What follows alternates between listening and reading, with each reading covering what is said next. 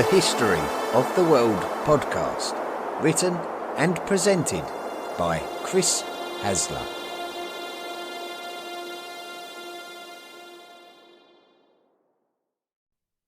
Volume 4, The Medieval World. Episode 27, The Normans.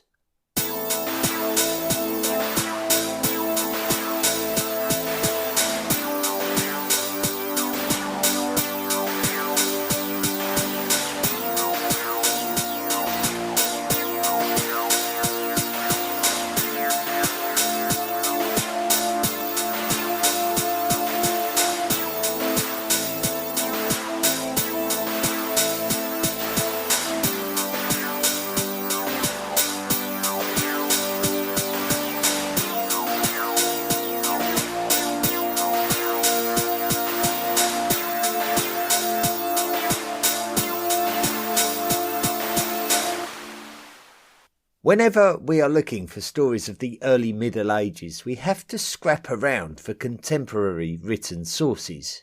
So much so that the sources themselves have achieved a fame of their own.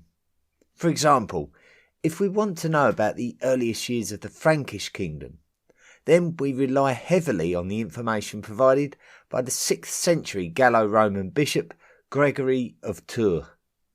If we want to find out about the proto-Viking age of Scandinavia, then we may refer to the Old English epic poem Beowulf.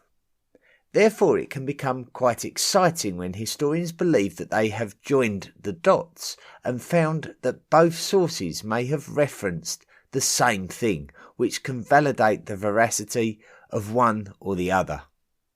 Often, with the more poetic works, we have to be careful to decipher truth from fantasy. Those who attempt to translate such works may disagree about the specific content contained within, with another person who has also translated it.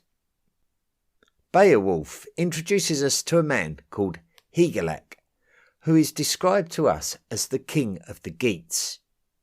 The Geats are a peoples who originated from the lands of the modern country of Sweden in Scandinavia. Hygelac is described as raiding the lands of Frisia, which would have brought him into close proximity to the Frankish kingdom.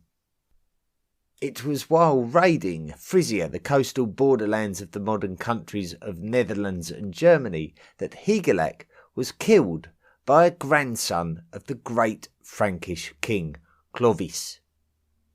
Coincidentally, Gregory, the Bishop of Tours, wrote that a grandson of Clovis, called Tudebert, defeated a Danish king called Clochilach. There is enough evidence within these scripts for historians to conclude that the same event is being referenced in both texts, even though there is a difference in the names which can be put down to perception and the fact that historical figures such as kings can go under multiple names depending on their status. If we are right to conclude this, then this represents the first known Viking raid on Frankish territory, significant because 4 centuries later, these raids would escalate into something that would have continental ramifications for Western Europe. Viking raids on Frankish lands from the 6th century are likely not to be isolated to this one incident, and are arguably Viking raids purely because of how early they happened. What is referenced to as the Viking Age is normally not taken seriously until the 8th century, but I would certainly be happy to refer to them as Viking raids because these Danes were ancestral to the traditional Vikings and were raiding with a similar manner to traditional Viking raiding. We could say that these represent the beginnings of international Viking raiding. However, it is sensible to state that there is very little evidence of Viking raiding in the following 2 centuries. This could be because there is very little actually written down about it due to a general lack of written records from this period. It is also speculated that the wealth of Europe was being distributed well, with the wealth of the fallen Western Roman Empire, such as gold and silver, finding its way into the Germanic kingdoms of Europe and subsequently Scandinavia. This may have enhanced the lifestyle of the Scandinavians until overpopulation forced them to look beyond their lands yet again. Moving forward to the Viking Age, and we start to see that heightened Scandinavian activity inevitably led to more raids on Frankish territory. I have read in some texts that Vikings targeted Francia, particularly after the death of Charlemagne, and although this may have made the prospect more attractive, it certainly wasn't the fundamental reason. Vikings were just as likely to attempt raids on Frankish territory as they were on British territory, and the frequency of known raids on each territory seems to support this.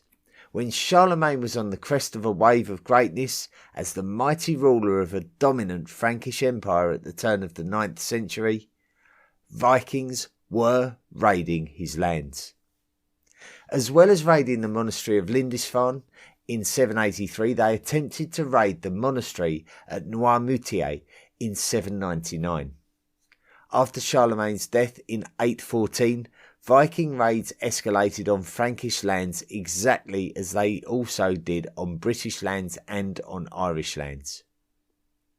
Charlemagne's campaigns against the Saxons are well documented, and it appears that the Saxons appealed to the Danes for support against the Franks. So although there is an argument to say that Charlemagne's death enticed the Vikings into raiding Frankish lands, it really was only a factor that influenced Viking activity that was already taking place and inevitable anyway. With their naval capability meaning that they could effectively and efficiently navigate rivers, the River Seine was an attractive target for the Vikings, especially as they could access the island settlement of Paris that had been improved since Roman occupation of Gaul in the preceding centuries. Paris now made an attractive target to the Vikings, and the Franks probably didn't imagine that river navigators could pose such a threat. Also, because it was an island settlement, the Vikings felt that they had the naval expertise to besiege Paris quite easily. The Vikings would have felt positive about their raids due to the Frankish Empire being a comparatively disorganised mess since the reign of Charlemagne. They may have well been aware that the Franks may have struggled to organise their defences effectively. For the Franks, it was a lot easier to offer the Vikings money to leave rather than exhaust military resources to try to lift a strong siege. The West Francian king Charles the Bald paid Danish Vikings 7,000 French livres to leave Paris in 845. It would be up to the West Francian monarchs to have a political relationship with the Vikings in order to keep the raids of their lands to a minimum. So although the next major raid of Paris didn't take place for another 40 years, Viking raids of West Francia and Paris were still taking place. The city of Rouen required only a short journey up the River Seine, and so it was easier for Vikings to raid than Paris, even if it may not have been as fruitful. So it wasn't always necessary to sail all the way to Paris for a bit of tribute. By the 880s, West Francia was under the rule of two teenage brothers, the older of which, Louis III, was actually quite successful in battle with the Vikings. But by the end of 884, both brothers had died and left West Francia to come under the rule of the East Francian king, Charles the Fat. West Francia was not a great priority for Charles, and the Vikings may well have understood that when they chose to raid Paris again in the year 885. This time they came in huge numbers, and it was only due to the bravery of the Parisians, led by the Count of the city, Odo, that the Parisians were able to resist the Vikings until the king could come to the rescue. Odo and the Parisians may well have expected King Charles the Fat to wield all of his military might to send a clear message to the Vikings that they would soon not forget. What actually happened proved to be a huge disappointment for the Parisians. Charles the Fat paid off the Vikings with tribute and directed them to the realm of Burgundy, who were revolting against Frankish rule. The Parisians hoped for better and knew that it would only be a matter of time before the Vikings would come back for more tribute, and eventually they would opt to remove Charles the Fat from his title as King of West Francia and grant it to Count Odo instead, signalling the end of the continuous Carolingian rule of these lands. The Vikings did indeed continue raids on West Francia, but King Odo would continue to oppose them. Rollo. The route to Paris along the Seine River requires ships to travel through the city of Rouen. Following raids in the middle of the 9th century on Rouen, the Vikings would eventually take control of the city during the 870s, and it is stated that the leader of these Vikings was a man called Rollo. It is a matter of debate, after referring to all of the historical references, whether Rollo was actually a Dane, with some claiming that he could have been Norwegian. He may have also had a political friendship with the Danish Viking called Guthrum, who was responsible for the Viking forces who battled King Alfred the Great of Wessex at the Battle of Edington in Great Britain. Rollo is listed as one of the Viking leaders, who were among the massive contingent that besieged Paris in 885. We don't have much detail regarding Rollo's lifetime, but it does appear that he was very active in raiding lands in and around the River Seine, and this was a problem that West Francia dare not ignore for any great length of time, especially with Paris in such close range. On the death of King Odo in 898, the throne would pass back to the Carolingian line under Charles the Simple, a grandson of Charles the Bald. With Rollo ravaging the lands in the north of West Francia, Charles the Simple would decide to act, and when Rollo attacked the town of Chartres in 911, a West Francian force defeated him. Charles the Simple knew that the Viking threat was never going to go away. Even if he slaughtered them, another concession of Vikings would return, and probably in greater numbers. At least Charles had a familiarity with Rollo, so he knew his current enemy. Rollo himself would have been becoming quite old at this point in time, and maybe recognised the fact that the West Francian kingdom was becoming stronger now under competent rulers, and it may only be a matter of time before Charles tried to eliminate him from the map of France completely. So both Rollo and Charles the Simple agreed to meet and negotiate a treaty. Charles declared that Rollo be named as the Count of Rouen, which on the face of it seems quite bizarre.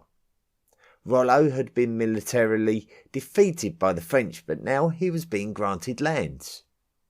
However, this was quite a shrewd move by Charles, and not something that hadn't been done before by a French monarch in order to protect his lands from larger raids.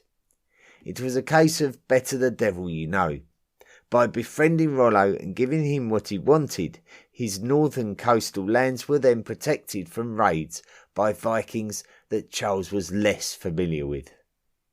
King Alfred the Great had reached a political agreement with the Danish Viking Guthrum back in the 9th century, which, although was not quite the same, it was not altogether dissimilar in its aims.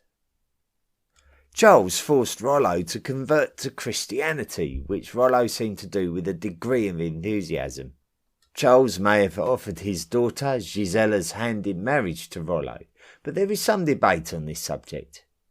One account tells us that Charles demanded that Rollo kiss his foot, and that when Rollo refused to demean himself by obeying Charles's demand, Rollo asked a companion to do so on his behalf, on which the companion lifted the king's foot in the air, sending him falling flat on his back.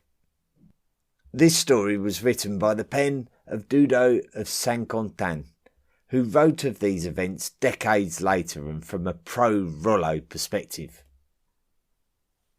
In the years that followed, the lands under the control of Charles the Simple descended into civil chaos as the Robertians, who were the main dynastic rival of the Carolingians, rose up against Charles. The Robertians had been encouraged by the French aristocracy, and despite support from Christianised Vikings in Rouen, Charles the Simple and the Carolingians were defeated at the Battle of Soissons in 923, and Charles was deposed and imprisoned. Rollo seized the opportunity to expand his realm in the midst of this civil war, and so we recognise a very definite existence of a new Viking Christian-controlled area within West Francia, named after the Norse Vikings who controlled it as Normandy. Normandy. The population of Normandy would not have been dramatically affected by the change of rulership. The Vikings loyal to Rollo would have settled, but predominantly the population remained as it always had been, a Christian Frankish population that had descended from the Gallo-Romans. It is suggested that Rollo's conversion to Christianity, although enthusiastic, was not a particularly big deal for him. Just because he chose to worship Jesus Christ didn't mean that he stopped worshipping the pagan gods. The Christian world sees Rollo's conversion as a great Christian triumph, but for Rollo it was nothing more than a formal process which would enable him to benefit from the alliances and financial gains that could be generated by the church. Rollo would be succeeded as the Count of Rouen by his son William, known to history as William Longsword. William's mother was a Frankish woman called Pippa of Bayeux, and William would display a much more kingly style of rule over his subjects than his father, Rollo, before him. Rollo ruled with a much more relaxed Scandinavian style of rule, so William's much more Frankish style caused rebellions within Normandy. William effectively put down the rebellions and continued his father's expansionist policies by targeting Flanders to his east, as his father has done before him. To the west of Normandy was the traditional lands of Brittany, which had always maintained a degree of independence from Frankish rule, as it was an area of the modern country of France that had been settled by insular Celtic Britons, who may have been displaced by Anglo-Saxons and who we refer to as Bretons as a consequence. The Bretons had successfully expanded eastwards into the Cotentin Peninsula after doing battle with the Franks during the 9th century. In 933, the French king Rudolph awarded the peninsula to the Normans, and there probably wasn't a lot that the Bretons could do to prevent it. All of these land gains presented a great option for settlement for those Norsemen who had been expelled from elsewhere, with Danes being expelled from Great Britain following the rise of the English, and Norwegians being expelled from Irish settlements such as Dublin. The aforementioned attempts to expand into Flanders were not particularly successful though, and disastrously William was assassinated in 942 when invited to meet with Arnulf, Count of Flanders. William's death meant that the succession of the lands of Normandy were concerning. William's son Richard was only 10 years old and was declared as the new Count of Rouen, but was obviously still a minor. With two dynasties highly influential in France, it was not a straightforward affair. The current French king was Louis IV, son of Charles the Simple, but the Robertians were still represented by the powerful Count of Paris, Hugh the Great, and they had to reach an agreement that allowed them both some form of influence over the affairs of Normandy. When Richard known to history as Richard the Fearless, reached his majority, he recognised that Hugh the Great was gaining power and influence and pledged his allegiance to him in order to preserve his status as the Count of Rouen and the ruler of Normandy. Hugh the Great's son, Hugh Capet, would be elected to be the new King of France some years later in the year 987, and Richard the Fearless supported him, demonstrating the strong bond between Normandy and the Robertian Capetian royal dynasty of France. Richard the Fearless did much to change the nature of Normandy, as it was able to establish its own unique identity with the security of a strong relationship with the French crown. Normandy stopped being an extension of Scandinavia and simply became another nation of Europe that maintained a good and fruitful relationship with Scandinavians, especially those in and around the British Isles. Viking warriors started becoming Norman armies, benefiting from the advanced skills of the Frankish heavy cavalry that was symbolic of the strength of medieval heavy cavalry, which had improved at battling against the speed of the light cavalry of steppeland cultures that had often bested the heavy cavalry of European armies of centuries gone by.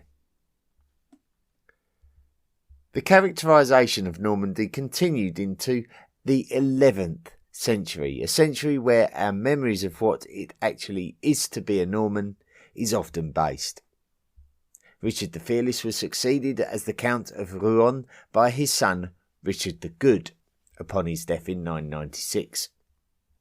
Despite the fact that Richard the Fearless had often supported the Scandinavian Vikings in their battles in England and Ireland, it appears that his son was highly concerned about the power of the English king Ethelred the Unready. So therefore a political marriage was arranged between Ethelred and Richard the Good's sister, Emma of Normandy. Richard the Good appears to be the first Count of Rouen to stylise himself as the Duke of Normandy. The Duchy of Normandy.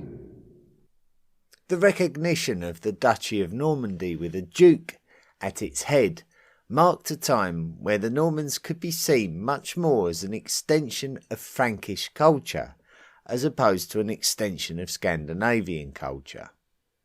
With each passing generation, the Scandinavian aspects such as language became watered down. Now the Normans were French-speaking continental Europeans. The 11th century was an incredibly important time in Norman history, especially in regards to the politics of England just across the water.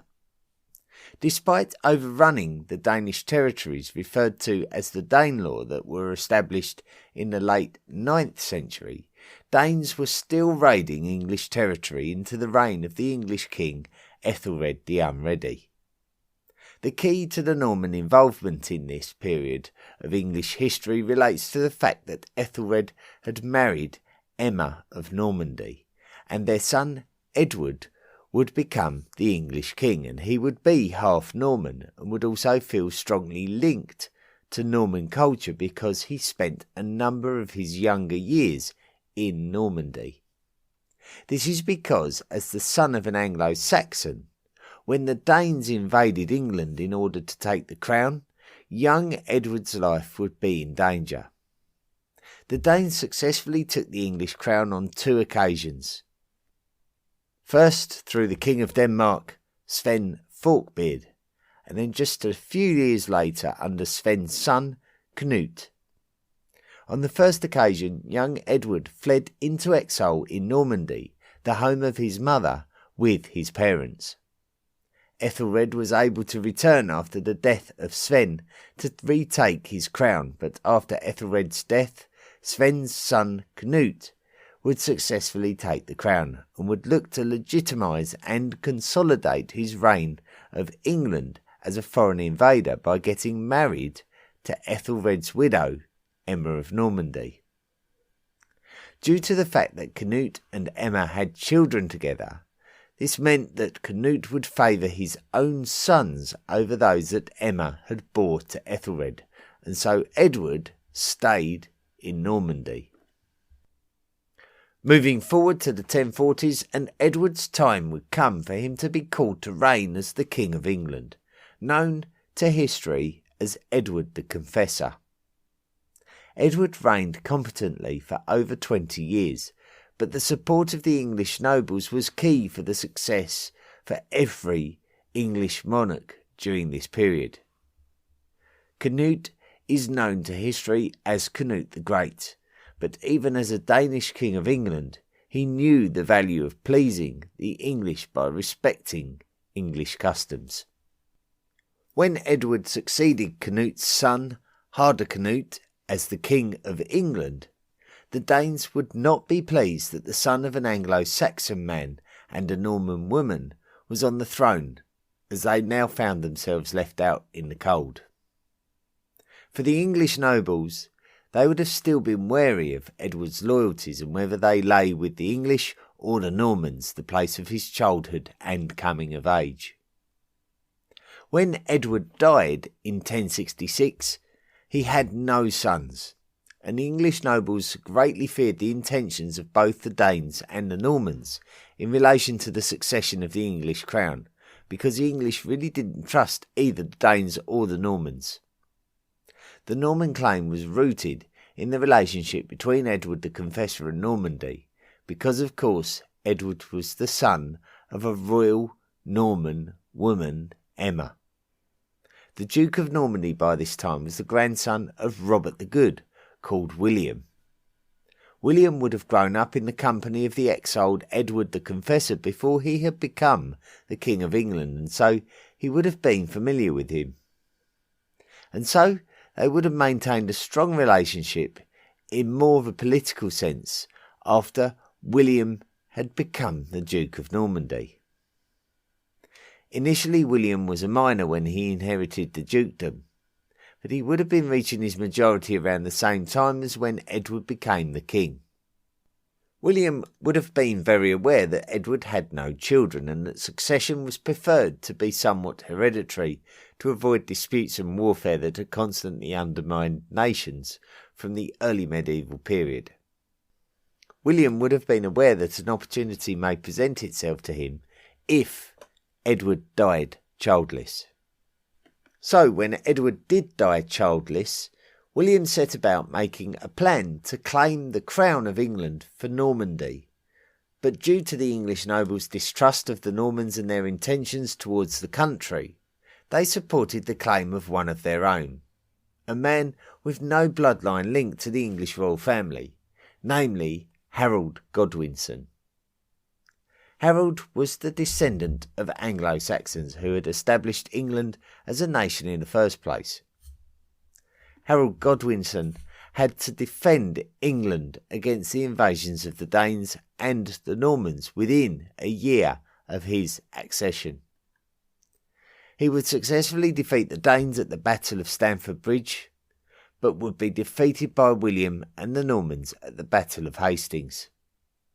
Harold was killed on the battlefield, and William would claim the English throne, becoming the first fully Norman monarch of England. He would be immortalised in history with the name William the Conqueror. Sicily.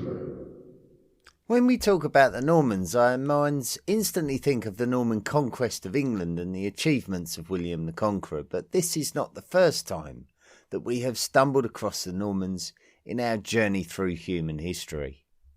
If we go back to our episodes about the Byzantine Empire, we learned of how the Byzantines in southern Italy were challenged by Norman seafarers in the Mediterranean Sea. The question of why the Normans were in the Mediterranean Sea and the lands of southern Italy lie in the early 11th century, when the Duke of Normandy, Richard the Good, grandfather of William the Conqueror, exiled a member of the Drongo family for a violent crime. So the Drongo brothers left Normandy to seek fortune elsewhere. it is possible that they became involved in the affairs of the Lombards of Benevento and their struggles with the Byzantines, and offered themselves as mercenaries, particularly at the Battle of Cannae in 1018. The Drangos would become a part of the rich fabric of 11th century Italy. Rainulf Drango would be granted the county of Aversa and would become its first count. This was the first Norman land of southern Italy. Some years after, and the Lombards would now actually align themselves with the Byzantines and target the Muslims of Sicily, and the Drangos would become involved again, but this time they called for support from Norman families back in Normandy, and it would be the Hauteville family who would be among those who responded. William of Hauteville came and single-handedly killed the Emir of Sicily, earning himself the name William Iron Arm. In the aftermath, relations were strained between the Byzantines and their allies, and the Byzantines showed little respect to their allies, and so the allies rebelled. But when the Byzantines brought off some of the allies, just the Normans remained. The Normans were allowed to found the county of Apulia and Calabria, with William Ironarm being recognised as the first count. A brother of William, called Robert Guiscard, would win the favour of the papacy, which had initially been wary of the Normans when they first arrived in Italy. When Robert became the count, the Pope Nicholas II recognised him as a duke and really legitimised Norman presence in Italy. With disputes between the Muslim dynasties about who should rule the island of Sicily, it appeared that the Pope and Robert Guiscard recognised an opportunity. So Pope Nicholas declared that Robert was also the Duke of Sicily, giving Robert the papal authority to invade. Over the course of the next 3 decades, both Robert Guiscard and his younger brother, Roger Bosso, were able to conquer the Muslim island of Sicily. They initially befriended one of the rivals to the emir in order to get a foothold on the island, before systematically winning battles and overcoming settlements in order to take Sicily piece by piece, before securing the entire island under Norman rule by the year 1091. This would also include the islands of Malta to Sicily's south. It would be under Roger's son, also called Roger, that all of the Norman conquests of southern Italy and the island of Sicily would be recognised as a united Kingdom of Sicily by the year 1130. The centre of Sicilian politics would be governed from the city of Palermo on the island of Sicily. So if we consider the island to be the centre of the wider Kingdom of Sicily, then the kingdom remained in existence under one rule or another, right up until the 19th century. Legacy. The Normans of England and of Sicily were never truly overthrown, or rather both kingdoms independently passed into branches of the extended families of those Norman rulers who could also claim descent from other European families too. Norman power would be recognised at its most influential during the 1130s and 1140s. Henry I, a son of William the Conqueror, is regarded as the last fully Norman monarch of England, with him leaving no male heirs on his death in 1135.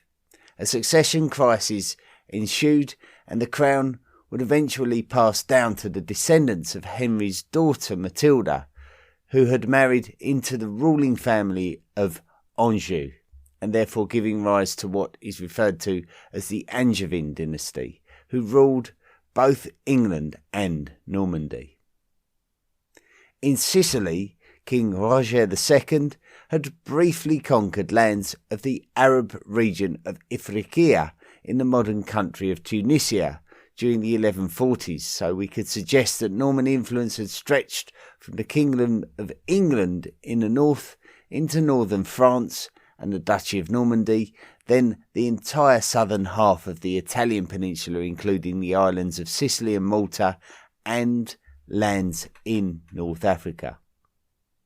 The Normans had gone up against the Anglo-Saxons, the Byzantines, and the Arabs during their rise to power. The Norman king William III of Sicily was just a child when he was overthrown by his great aunt Constance, a daughter of King Roger II, in 1194. Constance was married to the Holy Roman Emperor Henry VI of the House of Hohenstaufen, which then became the ruling house of the Kingdom of Sicily. So we see the Norman line continued through both kingdoms of England and Sicily, although we no longer recognise the monarchs as being from the House of Normandy. As for the Duchy of Normandy itself, it continued to exist and be ruled by the Angevins after Geoffrey of Anjou had defeated Stephen of Blois to win control of the duchy in 1144, which was a conquest that was a wider part of the succession crisis that had destabilised the Kingdom of England in a period known in English history as the Anarchy. Geoffrey gave the title of Duke of Normandy to his son, Henry, in 1150, who would go on to rule England as Henry II from 1154. The Angevin monarchs of England would also rule over Normandy until the early 13th century. In the year 1202, the French king Philip II invaded Normandy, which at the time recognised King John of England as its duke. By 1204, Philip's invasion was complete, and Normandy was taken away from John's jurisdiction and added to the Kingdom of France. When Philip conquered Normandy, he would only go as far as the northern coast of France, which is still significant to this day. Originally, Normandy would include a small group of islands just off its northern coast and in the English Channel. These islands are called the Channel Islands, with the largest two islands in this archipelago being Jersey and Guernsey. King Philip was not concerned about these islands when he conquered Normandy, and so the Channel Islands have become a bit of an enigma. So because the French monarch didn't conquer these lands, they are the only unconquered territory of the Duchy of Normandy, and as such these islands continued to be recognised as the Duchy of Normandy, and they still recognised the English monarch as their duke. This is why these islands are crown dependencies of the United Kingdom to this very day, and why they retain British culture as their dominant culture, but with a lot of French influence. So the Duchy of Normandy still exists today as the Channel Islands, and the Duke of Normandy is Queen Elizabeth II of the United Kingdom.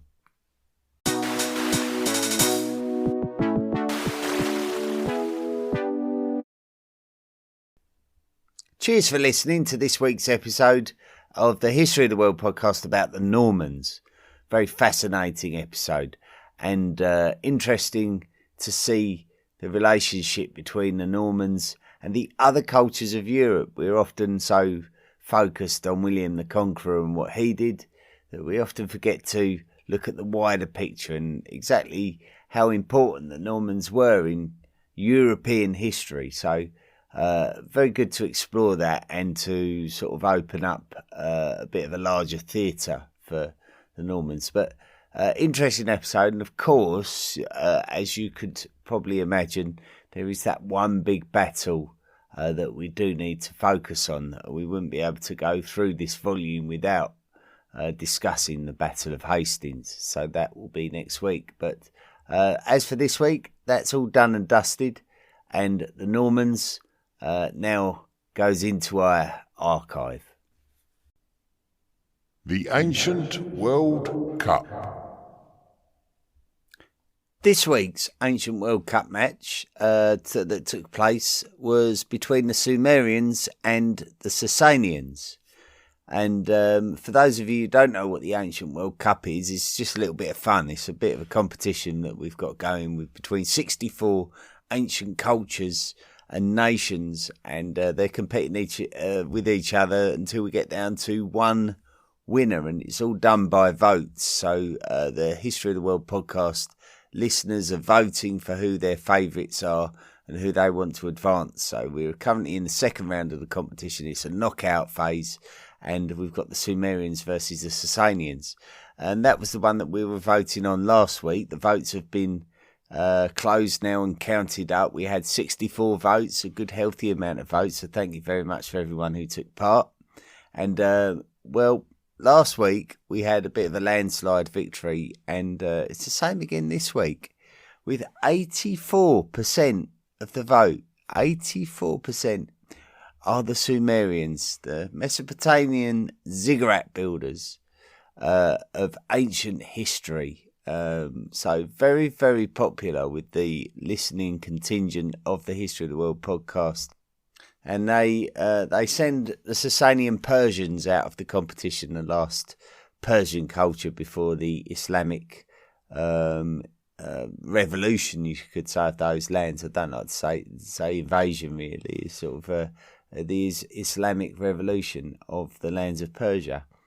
And we will see the Sumerians again in round 3, where they will face the winner of our next game. Now, the next game will be the one that we vote on in the coming week.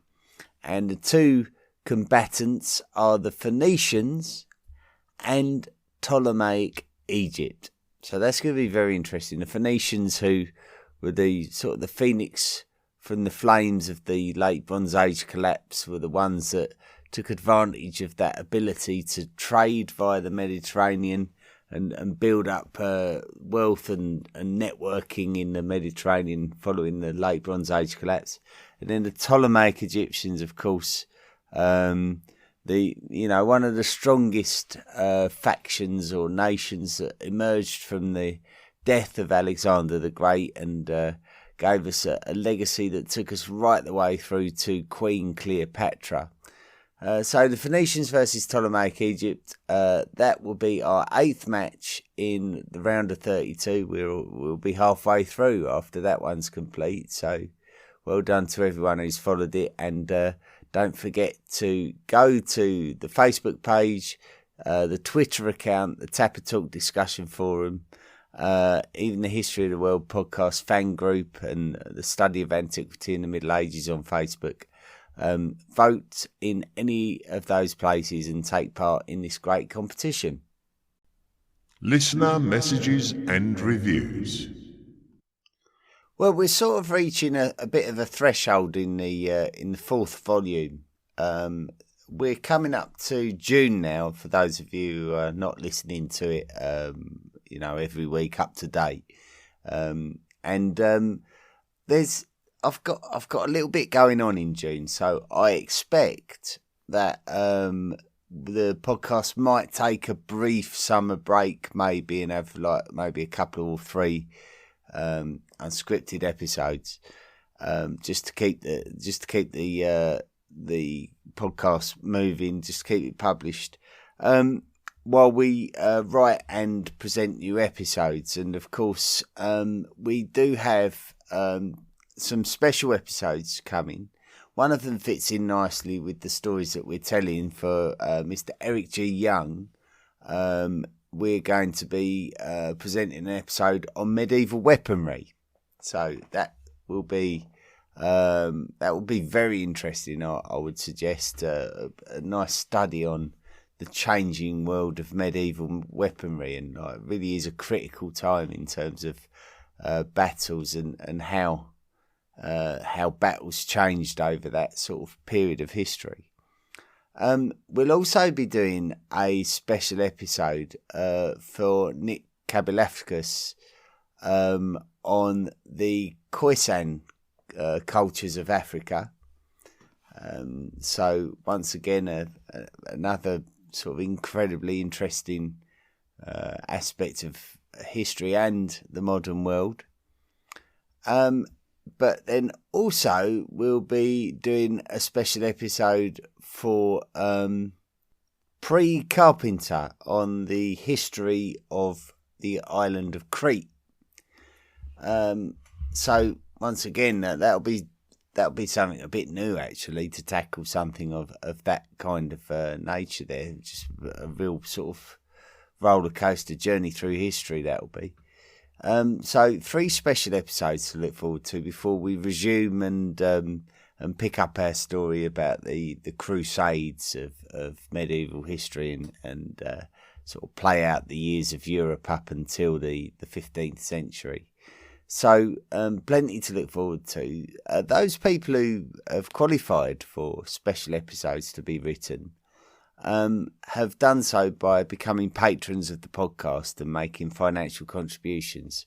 And you too can become a patron of the podcast and be accepted as a lifelong member of the History of the World podcast.com Illuminati by going to the History of the World podcast.com website, clicking on the Patreon link and signing up to make a monthly contribution. And we welcome in some new patrons to the podcast, and they are Stephen Williams, David Knobloch, Joseph Pearce and Daniel Potter, all now members of the History of the World podcast Illuminati.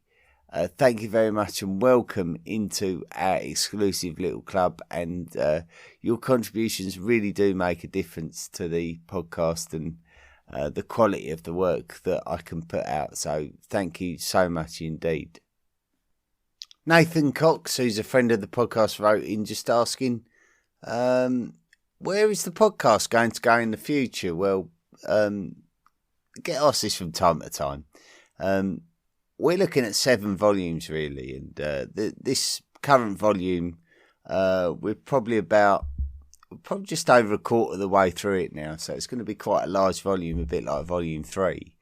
But then volume 5 is going to be focusing on sort of the age of exploration and the Renaissance and that kind of thing. Volume 6 will be focusing more on the Industrial Revolution, and volume 7 will be on the modern world. So we'll be looking at the aftermath of the world wars and that kind of thing as well, leading up to the modern age. So, or the current day, I should say. So that's what we've got to look forward to. Thank you for inquiring, Nathan. It's very good of you. Very good of you to stay in touch with the podcast. Nicholas Kerr wrote in, also another good friend of the podcast, but hope I find you and all the Hot World followers well. There is so much to learn. As a novice historian, I thought I might have learnt about the geological history of Ireland. I knew it was volcanic, but didn't know about its relatively recent creation as an island. Thanks for always being up to date and doing the hard yards on behalf of all lovers of history. Yeah, well, I'm glad that I think we got Shane Smith really to thank for our focus on Iceland, because once again he was a patron of the podcast that qualified for a special episode and commissioned the one on the saga writer, the Norse saga writer Snorri Sturluson, who of course was an Icelandic writer and politician, statesman, you could say. Those of you who have qualified for actual gifts that are due to be sent out in the post, you haven't been forgotten about. Don't worry, we just tend to send them out in bulk, that's all. So they'll all go out together to everybody. We received a review this week from Henry James Moody from New Zealand. Brilliant to get a review from New Zealand. Thank you very much indeed. Addictive series. I thought I'd give this podcast a try from the beginning, and I haven't stopped listening. Really enjoyable and informative. That's a very good, succinct and very, very good praise, Henry. Thank you so much for that very decent review. Anyway, that's it for another week. Thank you so much for listening. Next week, the Battle of Hastings. excellent episode that will be. Really fascinating to explore that very, very famous battle. So looking forward to that. And until next week, have a great week, everyone, and be good. This episode is brought to you by Starbucks. That is fire. Whoa, that's good. This might be the drink of the summer. Okay, I like this one too. I'm rocking with it. Okay. Try it for yourself. Starbucks Refreshers concentrates are coming home. Find them in the coffee aisle and make it yours. The History of the World podcast, written and presented by Chris Hasler.